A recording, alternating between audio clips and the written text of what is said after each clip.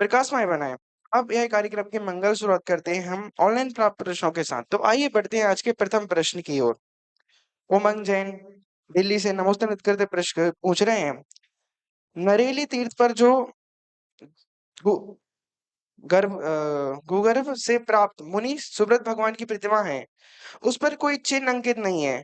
ऐसी प्रतिमाओं के बारे में पता कैसे लगता है कि वो तीर्थंकर प्रभु की प्रतिमा है?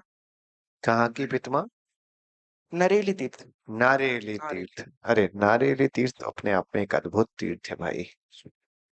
आपको एक और जानकारी दें कि इस युग में वर्तमान के समय में 100-150 साल का लेना, बहुत पुराना नहीं जाना, पहला तीर्थ है जो पत्थर का बना, मुनि पुंग और सुधा सागर जी की प्रेरणा से।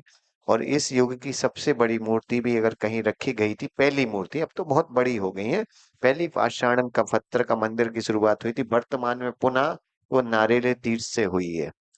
और वहां जो मुनि भूगर्भ से प्राप्त मुनि सुवितनाथ भगवान है, भगवान पे चिन्ह नहीं है, पता कैसे चलता? दो चीजें पता चलती।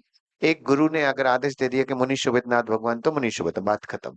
और दूसरी चीज क्या होता है कि प्राचीन कलाकार लोग पहले चिन्ह नहीं बनाते थे, उन पे कुछ ऐसे अवयव बनाते हैं, ऐसे कुछ चिन्ह बना दिए जाते हैं, जैसे कछुए का चिन्ह नहीं है, पर और चिन्ह ऐसे हो रहे थे जिससे पता चल जाता था किस तीर्थंकर की प्रतिमा है।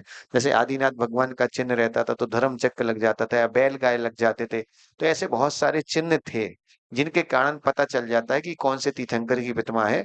और पुरातत्व वाले जो जानते हैं, और मुनि पुंग और सुधा सागर जी महाराज तो इस फील्ड के सुपरहिट मास्टर हैं, तो उनको सब जानकारी है, इसलिए उन्होंने पुरानी मूर्तियों को देखकर, और गुरु आज्ञा से मुनि सुबेदनाथ भगवान है, इसलिए अपन को भी एक्सेप्ट करना चाहिए, कोई प्रश्न नहीं। अपने को तो भगवान मानना, कोई भी हो, क्या करना।